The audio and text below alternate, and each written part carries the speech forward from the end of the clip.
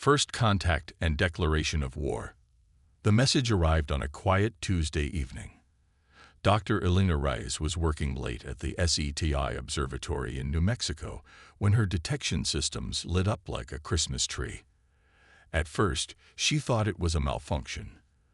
The signal was too strong, too clear to be anything natural. But after 3 hours of verification, she knew humanity was no longer alone. "Get me the president," she whispered to her assistant, her voice shaking. Now. Within 24 hours, astronomers worldwide confirmed the signal, a repeating mathematical sequence emanating from near Jupiter's orbit. Something was approaching our solar system, and it wasn't trying to hide. President Malcolm Chen stood before the United Nations General Assembly 3 days later, his normally confident stance betraying his anxiety. "Ladies and gentlemen, representatives of Earth," he began, his voice echoing through the hall. "I stand before you today to confirm what many have suspected. We have made contact with an extraterrestrial civilization." The chamber erupted in chaos before settling into a stunned silence as the president continued. "The entity calls itself the Meridian Collective. Their first message was simple: prepare for assessment." On the edges of the solar system, the Meridian vessel emerged from what their scientists called fold space. The ship, if it could be called that, was massive, roughly the size of Earth's moon, its surface rippling with colors the human eyes struggled to process. Admiral Terzavold, Supreme Commander of the Meridian Collective's expansion fleet, studied the holographic display of the small blue planet. Her 4 eyes blinked in sequence, a sign of mild interest among her species. Initial scans confirmed the presence of primitive fusion technology, rudimentary space travel, and nuclear weaponry, reported her science officer, Next Kill. Their most advanced vessels barely reached their neighboring planet. Terz's mouthparts clicked in amusement. "Another simple acquisition, then. Begin standard protocol.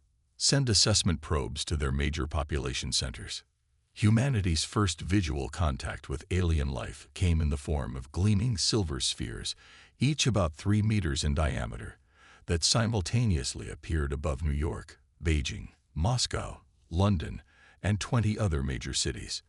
They hovered, silent and observing, for exactly 48 hours. Then they spoke, a synthesized voice broadcasting in each region's dominant language. "People of Earth, you have been assessed by the Meridian Collective. Your technology level classifies you as a Category 3 civilization. In accordance with Directive 5291, you are offered the opportunity for peaceful integration into the collective as a protected species." In the White House Situation Room, President Chen and his advisors watched the broadcast with growing unease. General Maya Santos, chairman of the Joint Chiefs, leaned forward. "Mr. President, protected species sounds an awful lot like zoo animals to me. What are our options?" Chen asked. Dr. Reyes, now appointed as special advisor on extraterrestrial contact, adjusted her glasses. "The transmission continues, sir. They're outlining terms." The alien voice resumed.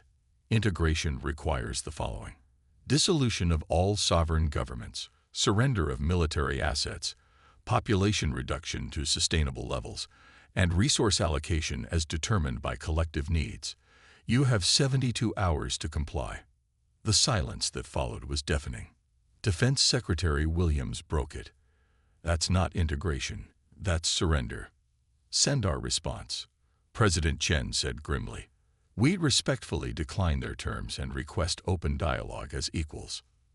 The Meridian response came 6 hours later.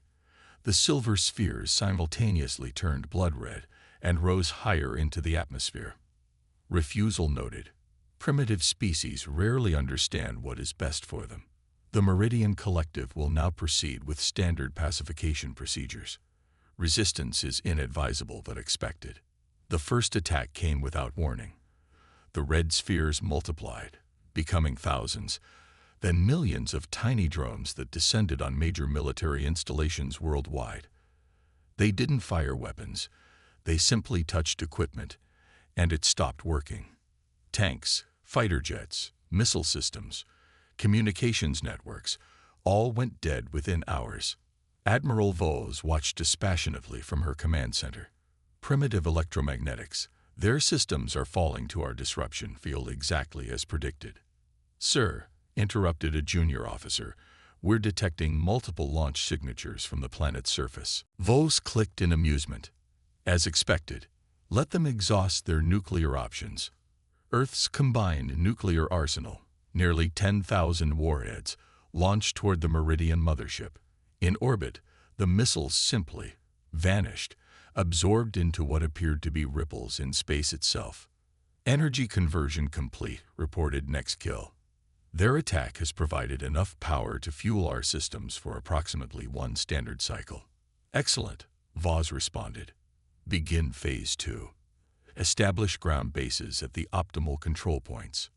On Earth, panic spread as massive structures began materializing in strategic locations: the Sahara Desert, the Australian outback, the Amazon basin, Antarctica, and the middle of the Pacific Ocean. Each was a perfect black pyramid, 5 kilometers tall, hovering just above the ground. In the Chinese military headquarters deep beneath Beijing, Colonel Lin Wei watched in horror as satellite imagery showed the structures appearing worldwide. We've lost 80% of our capabilities, she reported to the emergency session of world leaders, now meeting via whatever secure channels remained operational. Conventional weapons are ineffective and are simply harvesting our nuclear energy. President Chen looked haggard, having not slept in days. What about the experimental quantum communications network? Operational, sir, confirmed Dr. Hideo Tanaka, Japan's leading physicist. It seems the aliens can disrupt standard electromagnetic communications, but our quantum-entangled system remains functional. They either can't detect it or can't interfere with it. That's our first advantage, said General Santos. We need more. Over the next 3 weeks, humanity experienced something it hadn't faced since its earliest days: the genuine threat of extinction. The Meridian forces didn't engage in wholesale slaughter. Instead, they systematically dismantled human infrastructure. Power grids failed. Water purification plants stopped working. Food distribution networks collapsed. They're not trying to kill us quickly, observed Dr. Reyes during a clandestine meeting of the newly formed United Defense Coalition. They're degrading our ability to resist until we have no choice but to accept their terms. Dr. Anya Patel, India's leading computer scientist, nodded grimly. It's efficient. Minimal resource expenditure for maximum control. But the Meridians had made one critical miscalculation. They had given humanity time to observe, adapt, and plan. In underground facilities worldwide, protected by experimental quantum shielding, scientists worked frantically to understand the alien technology. The breakthrough came from an unlikely source: 17-year-old Hiroshi Yamamoto, a high school student from Kyoto. It's not magic, he explained to stunned scientists after hacking into their secure network. I've been watching the patterns of interference. Their technology operates on principles similar to our quantum computing, but they're manipulating fields at a macro scale, not just subatomic particles. Dr. Patel's eyes widened as she reviewed Hiroshi's data. He's right. They're using quantum field manipulation to disrupt our technology, but the effect isn't omnidirectional. There are patterns, frequencies they can't cover. Can we exploit that? Asked General Santos. Perhaps, said Dr. Tanaka thoughtfully. If we can identify the gaps in their quantum disruption field, we might be able to develop technology that operates within those blind spots. Thus was born Project Firewall, humanity's desperate attempt to develop technology the Meridians couldn't simply shut down. Working around the clock, scientists from every nation collaborated using the quantum communication network, sharing breakthroughs and building on each other's discoveries. Meanwhile, the Meridian Collective continued its methodical takeover. Cities were placed under dome-like structures that regulated all movement in and out. Humans who resisted disappeared into the Black Pyramids. Food became a tool of control: cooperate and eat, resist and starve. Admiral Vos received regular reports on the pacification process, finding it proceeding exactly as the hundreds of previous species acquisitions had. These humans are showing standard resistance patterns, she noted to her executive officer, though they are adapting somewhat faster than average. A curiosity, nothing more, replied Commander Zixtor dismissively. The final phase begins tomorrow with the neural compliance stations. After that, resistance will be biologically impossible. But beneath the surface, literally and figuratively, humanity was preparing its response. In a former missile silo beneath the Rocky Mountains, Dr. Rice stood before the assembled leadership of the United Defense Coalition. On the table before them sat an unassuming black cube, about the size of a shoebox. "Ladies and gentlemen," she said, her voice steady despite her exhaustion, "I present the first prototype of the QF-1, or quantum firewall. It generates a counterfield that stabilizes normal electromagnetic operations within a 1-kilometer radius while remaining invisible to meridian detection systems." President Chen, now leading not just America, but effectively coordinating the global resistance, picked up the device. "How many can we produce?" "With the hidden manufacturing facilities we've established, approximately 10,000 within the next month," replied Colonel Lin. "Not enough to shield every city," noted General Santos. "No," agreed Chen, "but enough to launch a counterattack." As the meeting continued, discussing deployment strategies and coordination efforts, a young communications officer burst into the room. "Sir, we've intercepted a meridian transmission.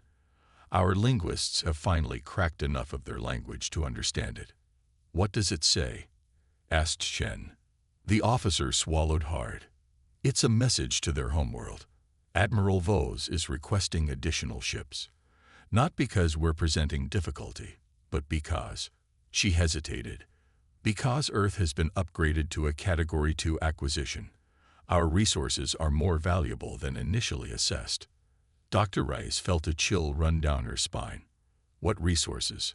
"Us," replied the officer softly. "Humans. They've analyzed our genetic structure and found it unusually adaptable. They intend to harvest our DNA for their bioengineering programs and use the most compliant of us for labor." The room fell silent as the implications sank in. This wasn't just an invasion, it was a harvesting operation. President Chen finally broke the silence, his voice tight with controlled anger. "How long until these additional ships arrive?" "Based on the transmission parameters, approximately 3 months." Chen looked around the room, meeting each person's eyes in turn.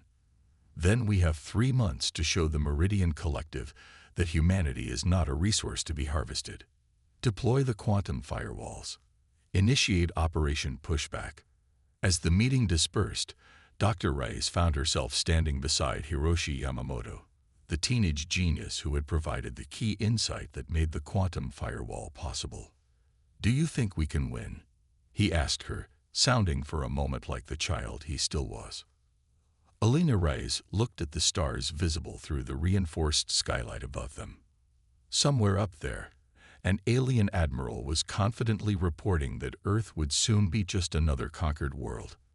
"They think they know us," she said softly. "They think we're predictable, categorizable. They've never encountered humans before." She smiled grimly. "They're about to learn that was their biggest mistake. The counterattack, an unexpected alliance." The QF-1 quantum firewall devices were deployed with surgical precision. Small teams of resistance fighters, operating under cover of night, placed them near critical infrastructure and in densely populated areas where meridian control was strongest. Each activation was timed to coincide with others around the globe, creating a synchronized network of disruption.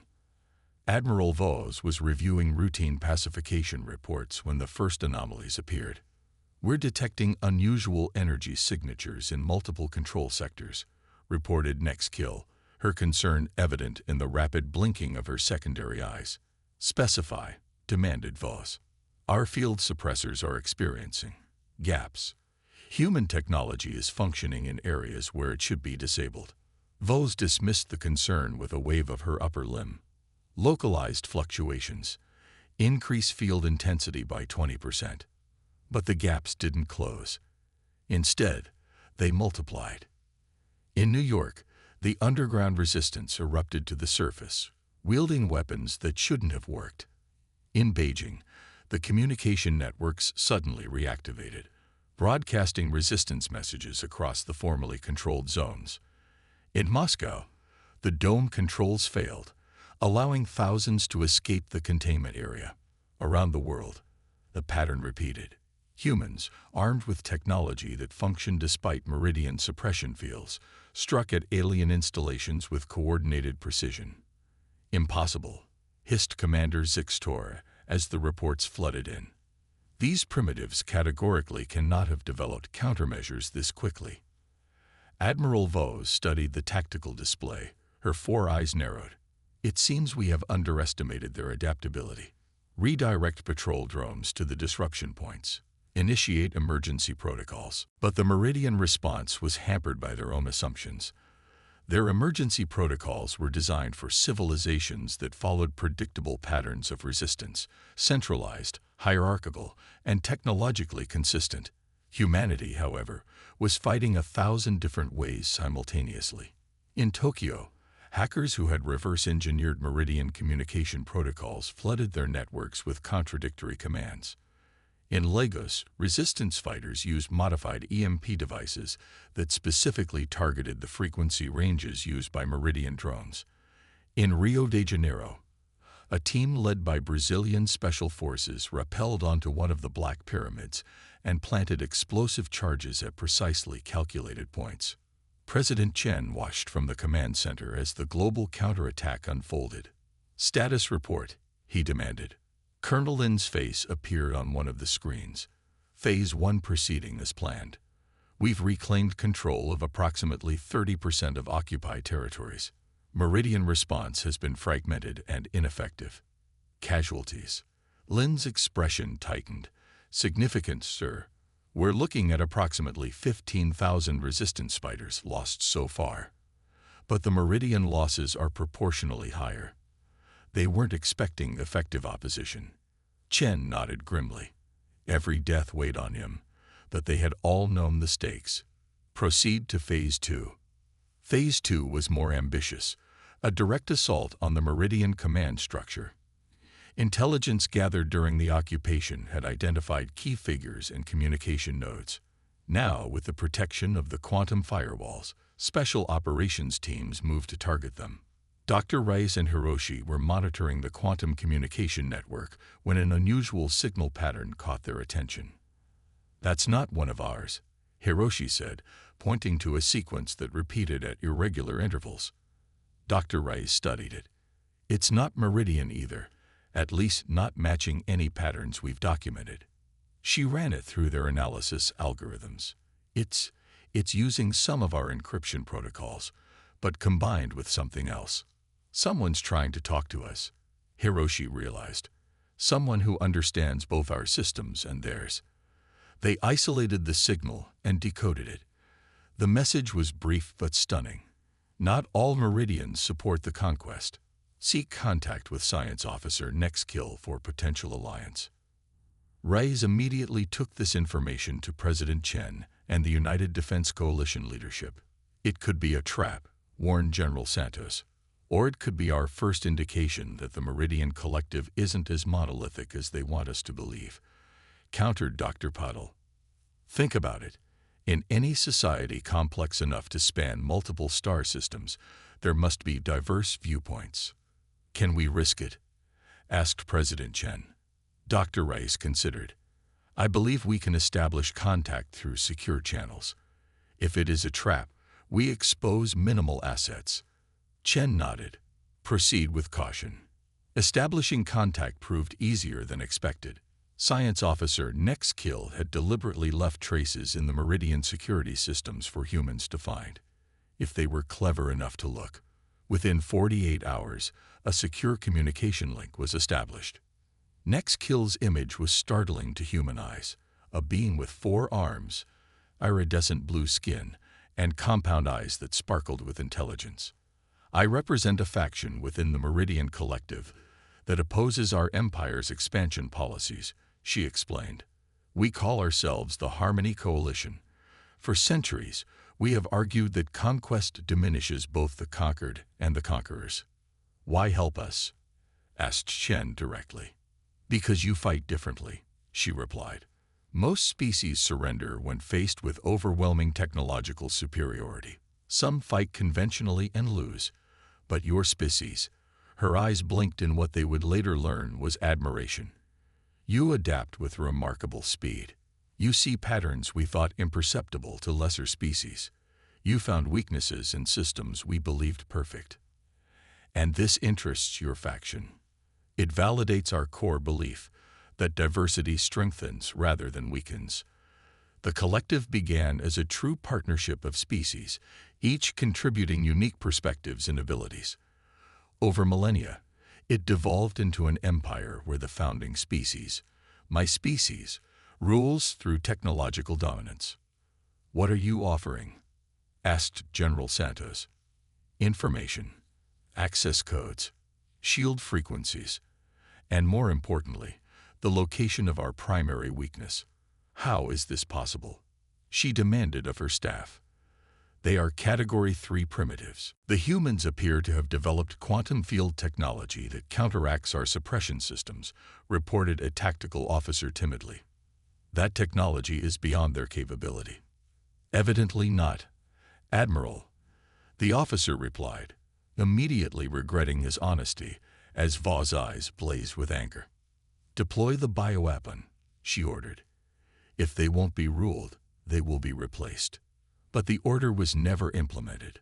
Throughout the Meridian command structure, officers loyal to the Harmony Coalition had been waiting for this moment. As soon as the bioweapon deployment codes were transmitted, they initiated their own carefully planned sabotage. On Earth, the Resistance received an urgent message from Nextkill. Bioweapon authorization detected. Coalition members implementing Protocol Sunbreak.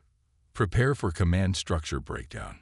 Throughout the Meridian fleet, chaos erupted. Ships suddenly lost power. Communication systems failed. Command codes were scrambled. And most importantly, the massive mothership's defensive shields began to fluctuate wildly. President Chen received the news with grim satisfaction. Launch Operation Spearhead. From hidden bases around the world, aircraft that shouldn't have been able to fly under Meridian suppression fields took to the skies. Each carried a single missile developed using a combination of human ingenuity and information provided by the Harmony Coalition, devices designed to penetrate the specific frequencies of Meridian shields when they were at their weakest point. Admiral Vos watched in disbelief as her command center displays showed human aircraft approaching. Impossible.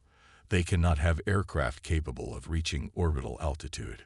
These appear to be using modified Meridian propulsion technology, reported an officer, unable to keep shock from his voice.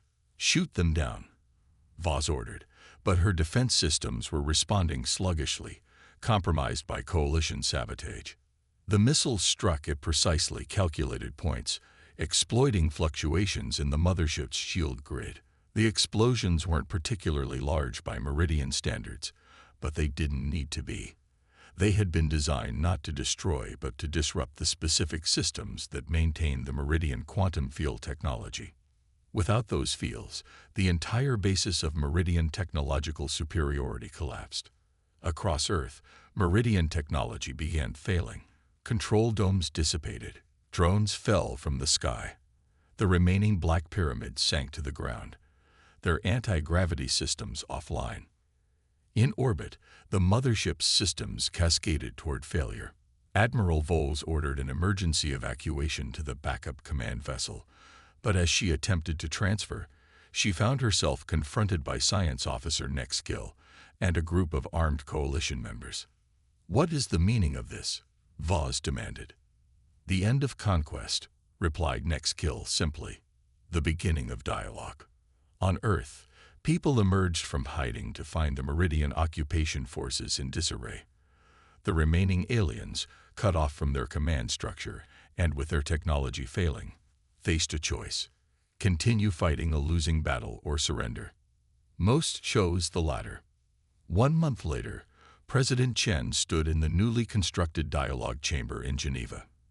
Beside him stood Dr. Rice, Colonel Lin, General Santos, Dr. Patel, Hiroshi Yamamoto, and other key figures from the resistance. Across from them sat Nexkill and representatives from the Harmony Coalition, now the provisional leadership of what remained of the Meridian forces.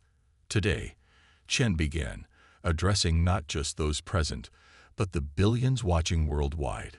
We mark not a victory of humans over aliens, nor of one ideology over another, but the beginning of a new understanding.